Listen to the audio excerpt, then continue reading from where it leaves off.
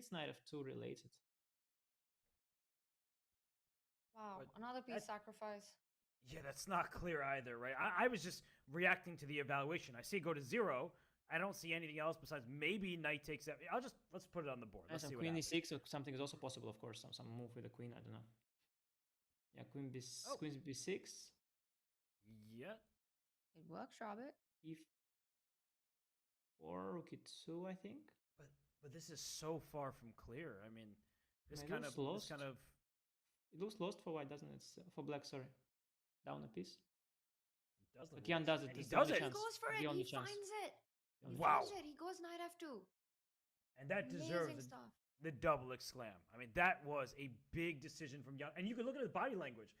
Anish, you were just talking about Ding's body language. Look at Jan now. He looked a bit dejected earlier, but now he is leaning over the board and he feels that he has legitimate chances to hold this, and the eval bar agrees. Yeah, well, unfortunately for Ding, not only is this a good practical chance, because you hate seeing your d pawn disappear, but also objectively, this seems to be strong. I would personally think that white is still, objectively, white should still be doing good, but if even the bar is with Jan, then, well, I mean, I have to say, Ding in this game, he has taken a lot of very bad decisions once he got a winning position, and I think, yes, he's just, he hasn't fully recovered yet, it seems to me. Because he's let Jan back into the game on multiple occasions, and now allowing knight f2, which apparently is also very strong. Yeah, it looks like things are not going his way at all anymore. Wow, what a shocker for Ding. And I mean, he's now calculating when someone takes a pawn that and you can capture that piece. Usually you take it, but the fact that he hasn't moved yet, it's clear he did not expect that. That was an oversight by him. And the fact that he hasn't taken this knight immediately, he may be gathering his bearings, but maybe he's going to say, you know what? My pass pawn is that important. I dropped my own pawn, but let me keep my pawn on d7, try to take b6 next. It's not out of the question. Wow, but after you play a move like bishop f3 and then to go back bishop c6, just losing the f2 pawn, that's such a difficult decision to make as a player on the board. And knight f2 is definitely not something Ding was expecting. It's been played. I have to say that is a high class defense resource to just sacrifice the knight on f2 for the e pawn to push on to pick up the d7 pawn. Just some incredible chess. Jan Nepomniachtchi doesn't miss his resources when he gets the chance. He does it. And again, I'm going to come back to the clock factor. Just 3 more moves to be made, 10 minutes. With knight f2, when you're faced with this shocker, something that you were not expecting, that changes the complete dynamics of the position, it's not an easy shift in the mind, Robert. No, it's not easy at all, but I get it. But he has plenty of time left. I guess that's my thought is if game 7 didn't happen, I don't think we'd be talking about the time trouble the same way. He has 11 minutes to make a few moves. He's a very experienced top level grandmaster. To him, that's probably not huge time trouble. But I think we are having this recency bias where we're looking at the position and be like, oh, time trouble. I really think it's the loss, right? What just happened, not time trouble in a vacuum. But we don't live in a vacuum. We're not emotionless creatures. Ding Liren, highly emotional, as we've seen in many of his interviews. And I do think that it's game 7 coming back to haunt him. But he had a winning position. I mean, Anish, you mentioned it earlier. There were some choices that he made that, if he had spent a little bit more time, maybe he would have found it because he is that strong. He's that great of a calculator. It just seems like something is a bit off, and it could be a remnant of game 7. He picks up the knight. So he takes a decision fast and makes a lot of sense. You kind of just don't want to give up the f2 pawn for free. Rook f2. So are we expecting Jan to pick up the d7 pawn immediately, or can he throw in an intermediate e4? Guys, I'm looking at this position and I'm just seeing a forced draw here. Whoa. You want me to tell you the forced draw? Oh, did you just see that, Anish? Yeah. He played it instantly. E4. He Yeah, didn't that was even the move stop I for was a thinking. second. That was the move I was thinking about. The line I'm thinking about is just rook e2, f5, queen, well, let's say queen b6 or bishop g2 first. That's the same. Queen b6, let's say rook d7. And I think I don't see how your queen ever gets out from the following of the rook. So I'll go just rook b7, rook c7, rook b7, rook a7. Whatever you do, I will just follow your queen. I think it's trapped. Oh my goodness. If I wasn't on screen, but my jaw dropped. Anish, that is sickening. Let's say bishop g2, rook b7. The queen can't get out of the cage. A big cage. It's a very big cage. Well, I think maybe it can via b8. So maybe you can go like yes, maybe queen, but well then I say a three pawn already hangs, yeah. So I could also get more ambitious with black. You should not completely dismiss it. But maybe you go c6 first, rook c7. Yeah, but then queen a8 again, rook a7, queen b8. Maybe like this you can try. But then again you lose the a pawn. And White's winning chances look like Yeah, you can play this, of they don't course, with exist. white, but you don't have a passed pawn anymore, and the bishop is staring at this pawn chain. I'm not going to push my pawns. I think I'll just keep them there. Just keep your bishop locked out and try to set up attack against your king. And endgame is also good for black at this point. No, I think this is it. I think he's ruined it, and it's just... I mean, I think it's just a draw, to be honest, for at best for white. Wow. It's as if the queen is trapped with so many squares on the board and open position. That is a very interesting pattern, not something that I've seen before, Robert. That queen b6, rook d7, with the idea that your queen doesn't have enough squares to retreat. Black spawns dominating so many squares. What are the chances of the game ending this way? I think that because of that find that Anish just showed us, bishop g2 first is the better way of going. Because that way, if the rook takes queen b6, you can't just follow my queen around, because now I'm actually threatening your pawn here on e4. So I think that bishop g2 first keeps the game going. I'm just not sure that Ding wants to keep the game going at this point. His king could be in trouble. Like, it's not like he has safety for himself at the moment. Now all three results would be possible. So I don't know. I think you kind of have to play on if you're Ding. You're up a bishop. You want to win this game to even up the match. You were winning before, but he is going to take some significant risks. But Robert, if I do that tempo down, okay, so bishop g2, rook d7, queen b6, f5, how do you prevent that idea anyway? I give you an extra move. You're a very kind person, and you're saying I just simply cannot get out of it. Well, you can try to get out of it, but it's not very convenient. Maybe queen to b8, but even if you get out of that cage, I mean, first of all, already material, material is bad because I have a pawn for a bishop, but the c pawns are irrelevant. The a pawn is very far, and my three passed pawns, they're very formidable. So I have like, I'm kind of, I have some positional compensation with black at this point as well. But yeah, tactical as well. I mean, after rook b7, I'm sending your queen all the way back. It has to go to f4 or g3, I guess. And then... Maybe g3, threatening rook f5 as well? Yeah, that looks more threatening. Okay, here I have to consider options. I have some ideas like queen e8, queen a4. I don't know if rook f5 is an issue then. I have to calculate a little bit more deeply. I could try to do the same via d7, but then queen e5 check is what I didn't like. That's why I went to e8. Right. I can also try to reinforce my position with queen e6 and just keep everything protected and just attack a c4 pawn and threaten queen b6 potentially as well sometimes. I'm just not liking white's position. It's so passive, and Dink has completely misevaluated it when he went for bishop f3. He only thought about knight f6 back, I guess. And it was not a good decision there by Ding. And now I think I like black's position, and Ding could overpress it very likely and potentially even lose it. My goodness. I mean, Because the position. So... Go on, ahead, Robert. No, you go. I was just gonna say, it's so easy to not adjust your own mind space to the fact that you messed up a completely winning position and now you need to just bail out of it in a position where you're up a piece. We've got the eval bar telling us what the evaluation of the position is. But Ding, of course, has got no idea right now. He goes for the move rook e2. I still like the fact that he's making decisions fast. And that's a good sign. That's a sign of a confident Ding. He plays rook e2, and now you're expecting a capture on d7, rook d7, and then just reinforcing the e4 pawn with the push of the f pawn. And it looks like Jan Nepomniachtchi is really back in this game. It may not even last for very long after the rook starts pursuing the white queen. Anish, you have a thought?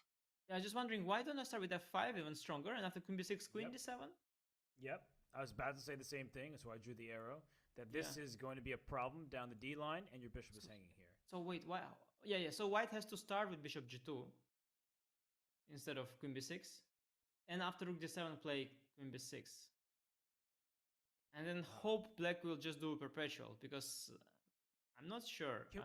Can we start thinking about trading queens? Like, is that why not? You didn't even take my b6 pawn. Oh my god, yeah, no, just winning, of course. No, of course you can. Wait, so is Ding already? Wait, is Ding worse? Ding is in trouble. I mean, rook e2 after f5. What is his plan? And here comes Jan. He is going to play f5. And Why is the Jan bar? See, I sees. thought he was. Why is the He bar does still it. equal? He does it. He finds it. It looks Oh my it looks really good for black. And you can't avoid the queen trade after queen d7. There's just no way to avoid it. You can't allow the queen to penetrate on the d file. Jan is seizing control of the match. I can't believe I'm saying that based on how this game has gone, but all of a sudden, Jan Nepomniachtchi could find himself with a huge advantage. And look at the body language. Ding grabbed his head before in disbelief. Jan is peering over the board, and he knows that he is better. He's going to walk away right now, but Dingley ran in huge trouble. And by the way, you keep asking about time trouble. Everyone is talking about it in the chat. Ding now has 5 minutes, and he has one move to make, but this one move could turn the game completely in Jan's favor. If he decides to move his bishop back and queen takes d7 happens, Jan will be facing what looks like a great endgame with really strong winning chances. Guys, I don't know if you saw, but Ding shook his head there. I think he missed queen takes d7 after my bishop God. g2. This is maybe the counterintuitive move that you miss. And I think that at this point maybe he has to do something desperate with bishop e4. I was looking at bishop h5 briefly, trying to do some tricks, but I don't think it works. So I think bishop e4, fe, queen b6, queen d7, and try king b2 maybe, but it's shaky. And risk-free for black, of course, completely at this point, as black regains the piece and has a safer king here. The Ding has completely lost control, and I'm afraid he might even lose this game. But maybe he will pull himself together and find something like this, because I see the bar still says it's equal, but optically it looks very dangerous for white.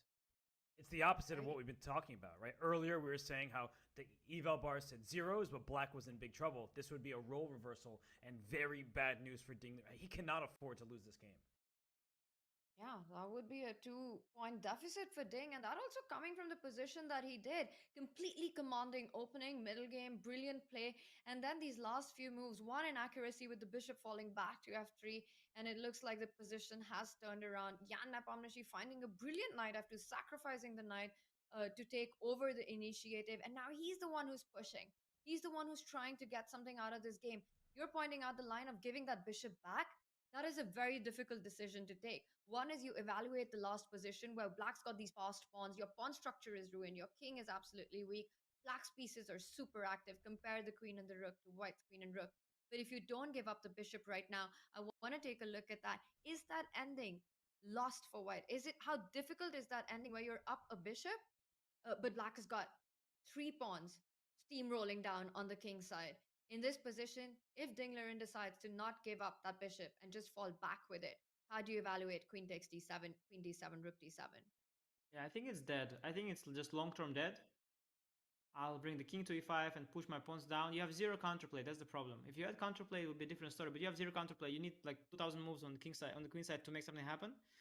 You have to bring the king to like b3, and even then, it's anyway nothing. So I think that position is like, it's sort of, at least it looks sort of slowly but surely lost. I think he has to sacrifice the bishop at all costs. And I have to say that, I mean, we should give credit to Jan for knight xf2, but we should also mention that this was Ding's own doing in this game. He has had so many opportunities. And, I mean, player of his stature, normally at some point he takes one of them. I mean, you cannot, of course, if you keep not grabbing opportunities, at some point this will happen and some kind of tactic will happen. But Ding made so many mistakes in the winning position. He didn't finish it off on the spot with rook d3, rook h3. Then he didn't call him out on the perpetual, which was not a perpetual. I mean, you can miss each one of them, and then finally he allowed knight f2. You can miss each one of them, which is sort of normal. But if you miss all three of them in the same game, then it's not you. So something's off with Ding. He's totally pissed. Also because bishop e4, that's an admission of failure, and you have to then defend at no hope of winning at all. And it's such an awful decision to take on move 40. I'm really fearing for Ding here. And Jan, I know Jan, the more, the more the better. So Jan's smelling blood here, and he wants to finish the match of today. Yeah, well, Yeah. if he wins, that is practically a very difficult situation to come back. And Ding is down to 1 minute and 20 seconds. He still has one more move to make. It's a difficult decision because you now need to go on the defense. You need to give up that bishop to play that endgame with the queen and rook to try and keep it under control. Ding right now has to take that decision. Otherwise, positionally, he would be lost, as you're pointing out. Queen d7 is coming in. Ding, make a move. Down to less than a minute now. One move still remaining, Robert.